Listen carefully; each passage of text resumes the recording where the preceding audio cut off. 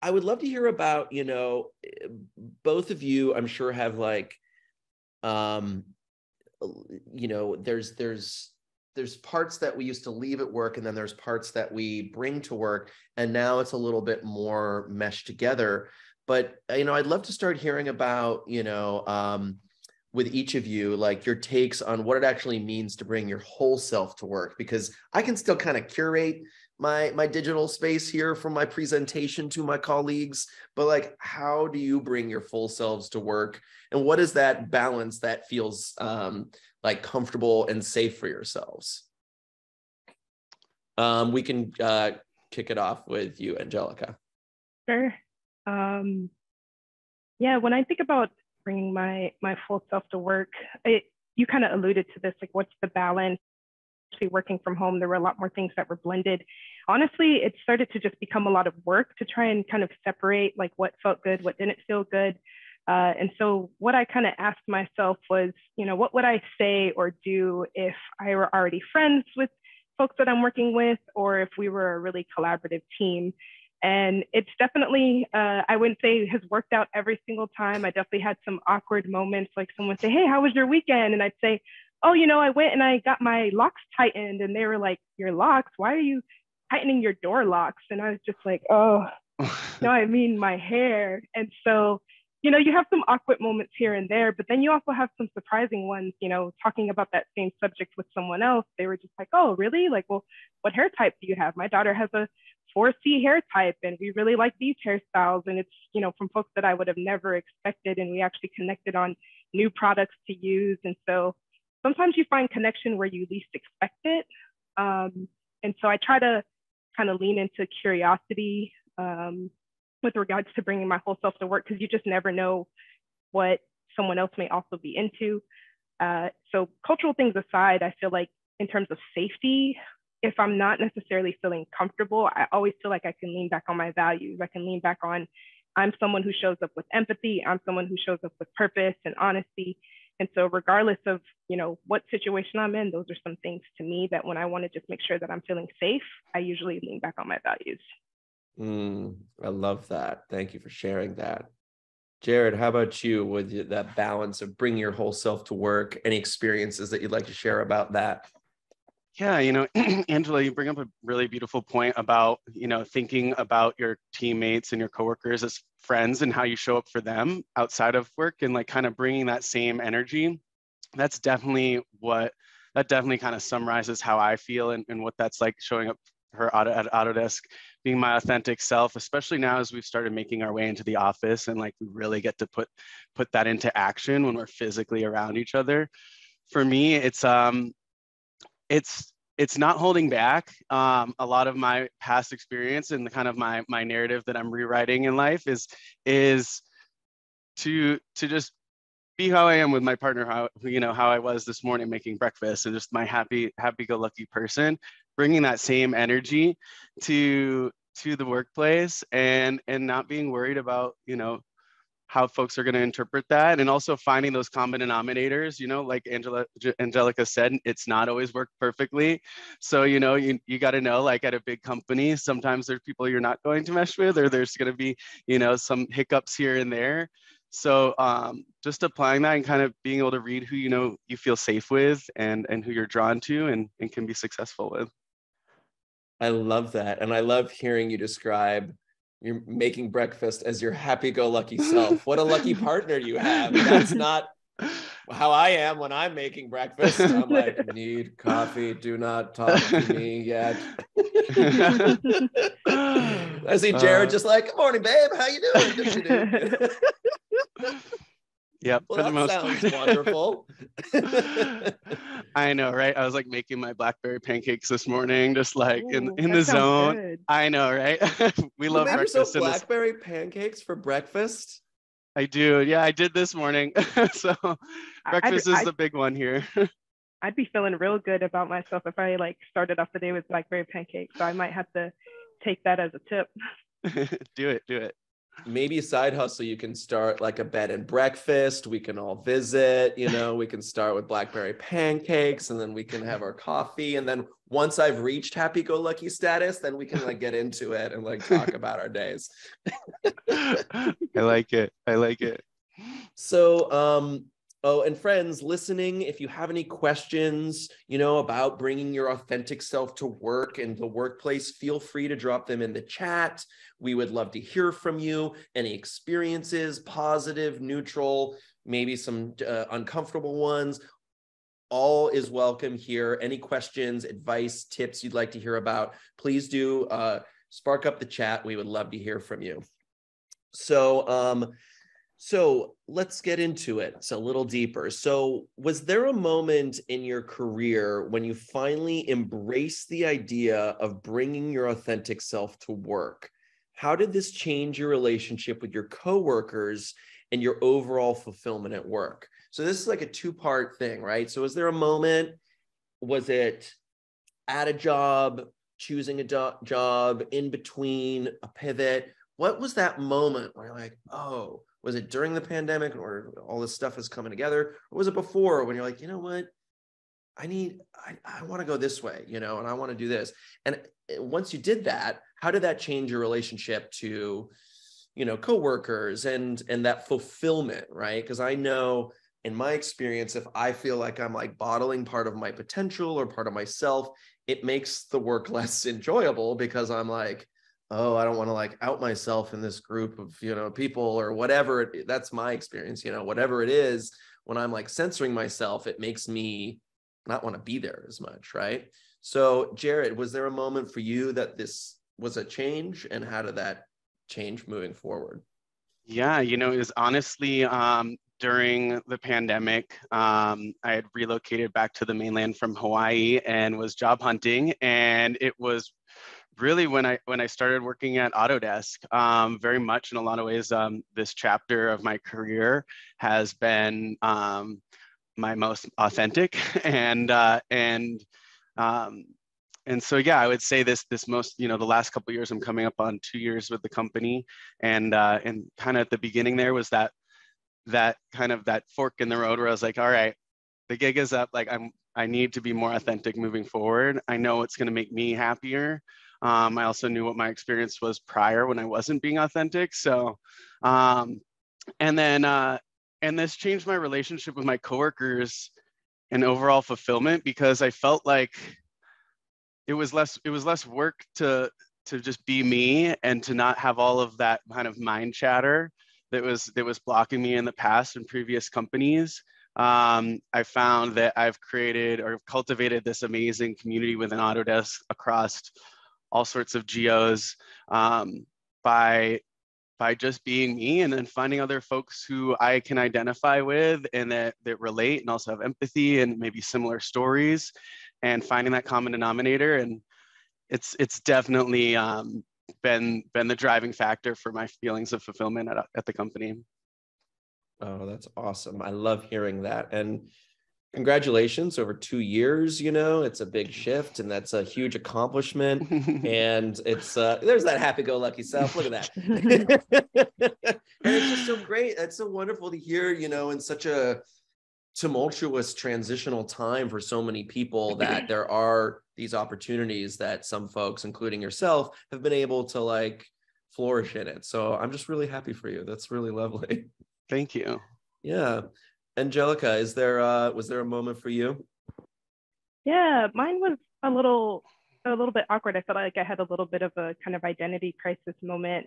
This was back at a former job that I used to have, where I was a product marketing manager, and we were having our annual user conference, and I was launching a new product. So in addition to being the owner of this product, they asked me to be, one of the keynote speakers. And while, this was the product that I was launching, they also said, hey, this is really going to be great to show like diversity on the stage. And, I checked a couple of those boxes. But from my perspective, I think that's the first time that this particular company had kind of made any sort of efforts in that way on an outward basis. And for me, like, it didn't feel great. Like, I felt really glad about this product that I was launching, but the fact that there was it felt like I was being used to also kind of just amplify kind of like a moment of diversity. And for me, that was a moment where I said, wait a minute here, like you're not going to be the one that's just getting advantage, to being able to take advantage of showcasing me for the effort of diversity when I don't even feel like I can show up necessarily to work as my full self, representing these different parts of my personality. And so it wasn't like a full light switch moment. But from then I definitely thought like, okay, I want to own this. I want to have my own sense of agency in terms of how I'm showing up. So that way this is actually real. And so the more I started opening up, it wasn't specifically with respect to, you know, my race or gender or anything like that, but just in general, like I started being more honest with folks about how I was feeling, like what I was excited about, what I was struggling with. And what I found was people shared a lot more in return. And I got a lot of help that I didn't necessarily expect to get. So there was a really exciting moment where I reached out to the CEO of the former company that I worked at because I saw her on a panel and she talked a lot about authenticity and being scared. And so for someone in the C-suite that, you know, was willing to kind of expose that, I wanted to just kind of learn from her, to learn for someone who's made it so far up the chain that she has, how she embraces vulnerability. And it kind of turned into this mentorship opportunity. So we learned from each other and it was a really awesome opportunity. And I don't know that I would have done that if I hadn't identified or saw in her some of those same things I was looking for in myself, to want to show up with vulnerability and to really be my full kind of authentic self.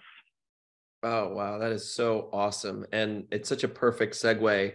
So the question next up is, you know, we often worry that our coworkers may consider us unlikable if we open up, right? So I love hearing about part of your journey of, you know, overcoming fear was reaching out to this person and seeing what this person was doing, and then you learn from each other. So are there other ways of other tools or maybe some things that you learned in this process or elsewhere of overcoming the fear of being rejected or judged for our true self?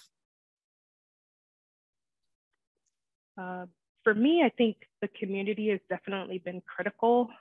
Outside of this one individual, like starting with a trusted group was really impactful, because when like at the Autodesk Black Network Summit, which is, it happens every year and everyone kind of gets together, being able to just be with people that talk about similar challenges that, you know, are across different roles, that are across different experience levels. It helps me see it's like, oh, a lot of people have some of the same concerns that I have. And so I think just being able to be in that safe space with that group initially gave me enough kind of confidence to then branch out in other areas where maybe other people don't necessarily look like me, but, you know, we're all humans, so maybe they're experiencing similar things as well. Oh, I love that, hearing that. And just like that, the power of a mentor, a friend, but also community, right? It's so important to have that. So, you know, and I can identify with that too. It's like, oh, there's other people going through what I'm going through. I don't have to do this alone. Right. Yeah. How about you, Jared? You know, I've overcoming I guess first things that come to mind for me are just like how I had worked for so many years with other companies, not being so tied up in this fear. And for lack of a better word, I was just so fed up. Like I could not go to another company feeling like this. If I wanted to have this amazing long career, it just wasn't working. And so I lean very heavily into the communities at Autodesk, the ERGs. I'm Angelica, I love that you brought up the summit, because that was my first time ever attending an event like that. And it was incredible. And I get like emotional just thinking about all of us together. There was such a wonderful week. So for me, it was, you know, part of the driving factors was, you know, just not wanting to be unhappy in the workplace like I had been so many times before. I finally was like, this is enough's enough. And then, you know, making sure that I was spending time with the communities I identify with. So immediately getting involved with the Autodesk Black Network, immediately getting involved with the Autodesk Pride Network. I've now recently been appointed the global lead of our Pride network. So really diving in head first, and for lack of a better word, kind of putting myself in environments where I know that I can find community, and just doing things differently than I had ever done before. So. Oh, wow. I love that. And congratulations. Another big step in such a short period of time. I love this. That's so awesome. And so have you found, now, Jared, just speaking to like, now that you're part of heading that group, do you find yourself in new vulnerable situations in a workplace that you haven't been in before? And how do you manage that? Absolutely. Taking on the lead has been such an exciting journey, and undeniably, like, it's a lot of education and times where you have to reach out and ask for help and advice. And a lot of people, for instance, on our board and involved with the ERG, have been with the company for a long time, or they've been doing this ERG work for way longer than I. And so I find myself in those vulnerable moments, whether if I'm leading a board meeting or getting prepared to submit, kind of planning for the year, to just make sure I lean on, those safe kind of individuals that I've identified, when I'm really needing, that support. And it's been a beautiful experience. If you told me, 4 years ago that I would be leading a network of, almost 1,000 constituents, I would have probably giggled at you and like probably been like, I don't know, but maybe. And in just the personal growth that I've experienced and hopefully others have witnessed, has been instrumental to my success here. Oh, I love that. I love hearing that. So Anjelica, and we'll open up to you too, Jared, but we're going to jump over here. We, in some of the other summits or in the other speakers today, we were talking about, authenticity versus lip service, right? So how can you tell if, a company is doing that, is actually incorporating inclusive practices?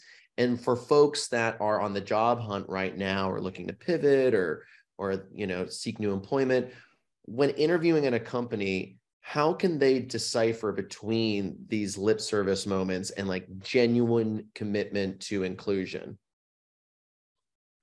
Yeah. One of the things that impressed me about Autodesk when I was interviewing with them, I've been at Autodesk for about 1.5 years, was they made it very clear publicly, like they put their numbers on the site of the breakdown, at least in the US, of their diversity numbers, and they talked a little bit about their strategy and where they were trying to go. So they were very transparent. So I think if they're talking about it proactively without you having to ask, that's a big plus for me.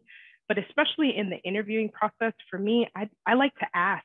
I want to like bring up the concern directly and ask for examples of what they've done.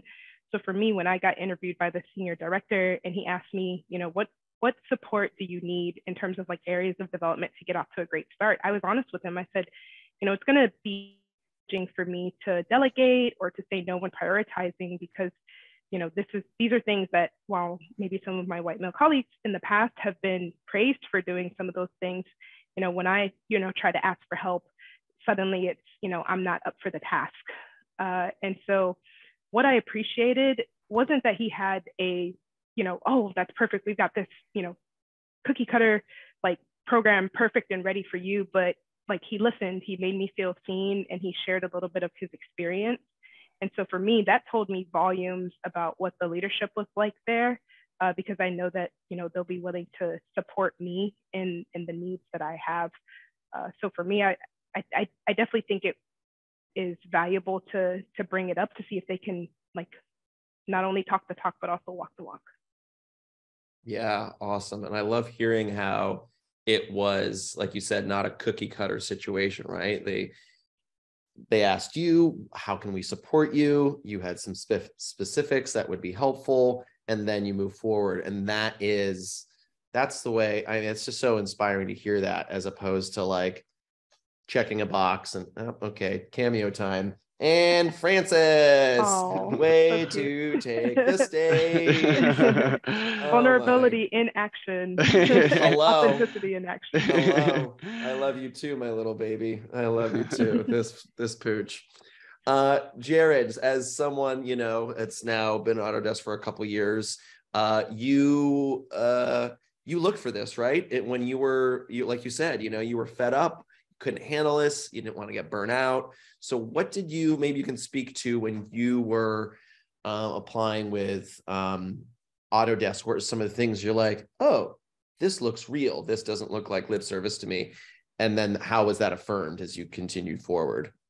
Yeah, I had gotten to this point where there was an offer, and I was circling back, asking the companies that delivered them, flat out, what's it going to be like to be a gay Black man at your company? And can you connect me with some folks that can speak to that experience, whether it be different parts of the different communities that I identify with? And this really beautiful moment occurred with the senior recruiter I was working with, and she identified with my community and was like, I can speak to this, and then also directed me towards folks in the Autodesk Pride Network and the Autodesk Black Network, so I could have actual conversations on LinkedIn and connect with folks and get a more even offline experience too, and just really something that felt truly authentic. So it was a bit of a curveball question that I threw at the recruiters. I was, definitely at a point of feeling pretty confident in that ask, and really confident with what I wanted this next work experience to be.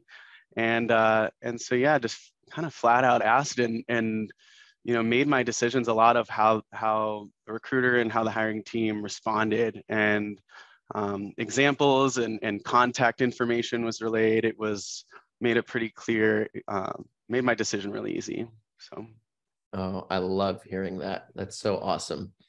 So we have just a couple of minutes left, and we're getting some great questions from the chat as well. And, it's like, how are we going to do them all? We only get to choose one pretty much at this point. But, Alexandria asked a really great question, and I'm going to bridge it just a little bit for time, but can you define authenticity in the workplace? There's a lot of debate of what that truly is for Black people in workspaces, where when we are the minorities, many of us who are exhausted with code switching, but it seems that when we don't, it's off-putting, who aren't part of our communities. Do you have any experience with this? And what is it to be fully authentic for you at Autodesk now in the workplace? Anjelica, we'll jump to you first. I think what comes to mind for me, some parts of it I do think it's dependent on the organization. Like the organization and the culture needs to be there. I'm not here to convince anybody. I can just speak from my own experience. I think when I consider how people respond, I try to keep in mind that it's whatever way they're responding to me is a projection of what's going on for themselves. Like it has nothing to do with me. And so I don't have, kind of like Jared, I don't have time to try and change other people's minds. Something that I also try to keep in mind is at the end of the day, we're here to drive outcomes. And so if I can get to an outcome in a way that's different from someone else, but still delivers the result, then I think for the people, where it really matters, I think that's definitely kind of a lever that I can pull. But I do think it's very culture driven, and I appreciate for the most part at Autodesk that I can kind of show up how I want to show up. I'd say for anyone else, I'm not necessarily looking to be understood, but I want to be accepted. You don't have to have my lived experience. I'm not expecting anyone to necessarily go back and forth and relate directly with me on the same thing, but I want my experience to at least be acknowledged. So I think for me, I'm willing to put myself out there, and I think I want to hold the company to the test. If that's something that they value, then we're going to actually see by me showing up. So it's definitely a very vulnerable thing to do. And if the company's not responding well, especially if I'm still producing good business results, then for me, I would take that as maybe a sign to go elsewhere. Wow. You just took us to church right there. That was talk about bringing your authentic self to work and this talk. Hello. That was a curveball question. You didn't know that one was coming. That was so powerful. Thank you so much. Jared, we're out of time. How do we stay in contact with both of you, ask follow-up questions? Because we're getting great questions from the chat. I'm sure people would want to reach out and hear more from both of you. Absolutely. I dropped my a link to my LinkedIn in the chat and in the Q&A section. I hope that shows up. Let me know if not.